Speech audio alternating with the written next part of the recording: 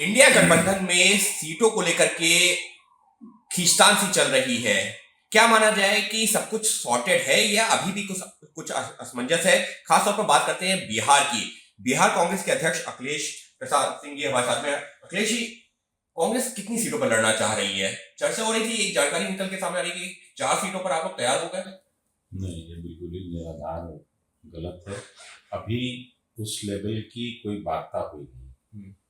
जो national alliance बना है, कमेटी बनी है कांग्रेस के अंदर, वहाँ पे जरूर सभी पीसीसी सीएलपी को बुला के हर स्टेट से लोगों ने बात किया है।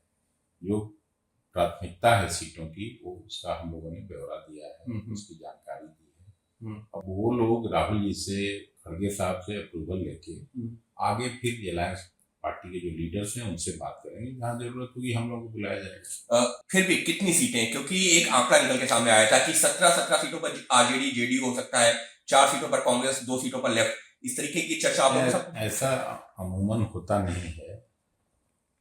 कोई बात होगी तभी तो कुछ बताया जाएगा। इसका निश्चित उत्तर आपको अभी एक आध सप्ताह में मिलेगा। कितनी सीटों पर वैसे आप लोगों की क्या योजना है? कितनी सीटों पर? 9-10 सीट लड़े थे जी, तो उसी के आसपास कहीं होगा फिर से। पिछली, अब जैसे नीतीश जी इधर आए हैं जी, तो इधर से निकल के 2-3 पार्टियां गई हैं, वो लोग भी 10-11 सीट लड़े थे पिछली बार। जी, तो आप लोग कह रहे हैं कि 8 से 10 सीटों के आसपास आप लोगों की कोशिश रहेगी कि चुनाव लड़ने की? कोशिश रहेगी। लेकिन कहा यह गया था पिछली बार जब चुनाव लड़े थे, स्ट्राइक रेट की लगातार चर्चा हुई थी कि 9 में से 1 सीट जीती थी कांग्रेस ने, तो फिर कितनी 9-10 सीटें कैसे दे रहे?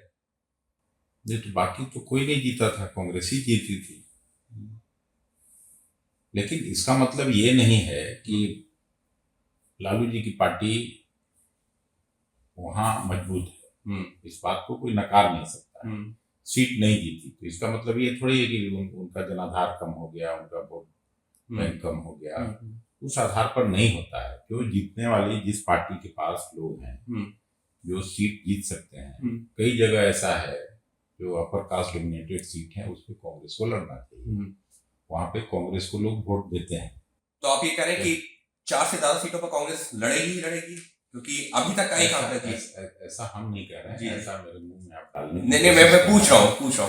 मैं केवल यही कह रहा हूँ कि हम लोग फ्लेक्सिबल हैं, उन लोगों को भी फ्लेक्सिबल होना चाहिए और सीटों का बंटवारा आसानी से हो जाएगा। अगर बीजेपी को हराना चाहते हैं जी, तो कोई ये नहीं, एक आध सीट इधर उधर हो सकता है। उसमें कांग्रेस को जरूरत पड़ी पीछे हटने की तो कांग्रेस पीछे हटेगी। जनता दल और राजद को और वाम दलों को जरूरत पड़ेगी तो उन लोगों को भी पीछे हटना चाहिए।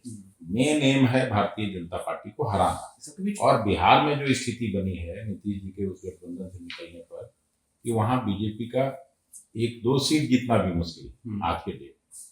तो फिर लेकिन सबके बीच में सवाल एक और उठ रहा है। नीतीश कुमार को लेकर बहुत चर्चा हो रही है। कहा जा रहा है राहुल गांधी ने, खड़गे जी ने, सबने जो है बात कर ली है, लेकिन संयोजक नहीं बन रहे, वो तारीख चलती जा रही है। क्या हुआ? नीतीश कुमार जी को आम सहमति नहीं बन रही है क्या? क्या अभी पेच कहाँ फंसा है? नहीं, अभी पेच कहाँ फंसा है इसका निश्चित जानकारी मैं नहीं दे पाऊंगा।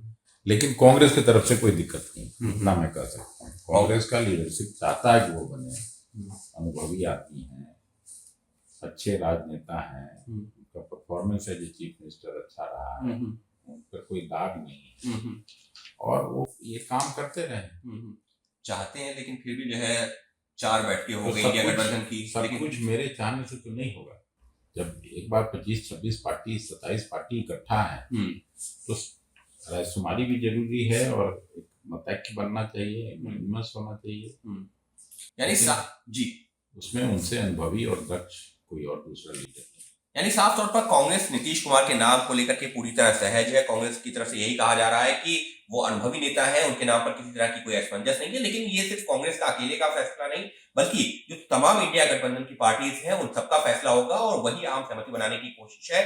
लेकिन कांग्रेस ये जरूर उम्मीद कर रही है कि पिछली बार जैसे जो है 9 सीटों पर चुनाव लड़ी थी, उसी के आसपास सीटें इस बार भी मिलनी चाहिए, क्योंकि कांग्रेस का भी अपना एक वोट बैंक है जिसको नजरअंदाज नहीं किया जाना चाहिए और सबको एक दूसरे को एकोमोडेट करके ही आगे बढ़ना चाहिए। अंकित गुप्ता, एबीपी न्यूज, दिल्ली।